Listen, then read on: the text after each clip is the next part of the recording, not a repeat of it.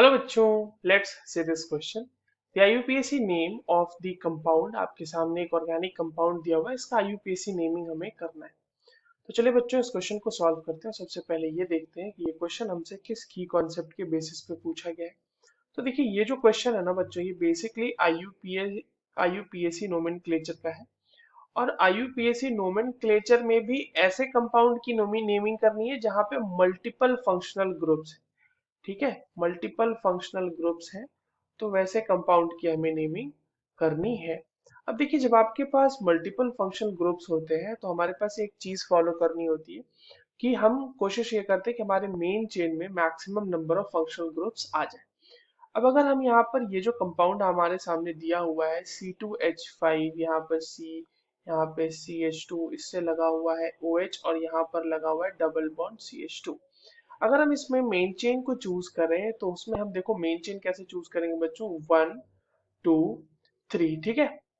यहाँ पर हमने ये चेन इसलिए चूज की क्योंकि इसमें दो जो फंक्शनल ग्रुप है हमारे पास गिवन कंपाउंड में, डबल बॉन्ड और एक OH, वो दोनों के दोनों इसमें इंक्लूड हो गए हैं, ठीक है। और अब इसी के बेसिस पे हम इसकी नेमिंग करेंगे। आप देखिए, सेकंड पोजीशन पे बच्चों हमारे पास एक इथाइल ग्रुप लगा हुआ है, तो हम इसको लिख देते हैं 2 इथाइल, 2 इथाइल।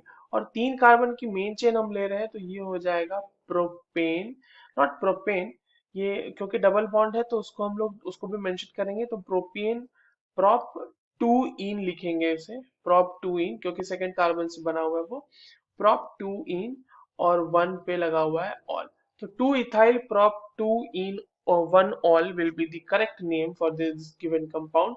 ये हमने इसलिए, ये हमें इसमें क्या ध्यान रखना था कि अगर मल्टीपल फंक्शनल ग्रुप्स हैं तो main chain should contain maximum number of functional groups, and उसके लिए अगर हमें मेन चेन में एक कार्बन कम भी रखना पड़े तो वो चल जाएगा।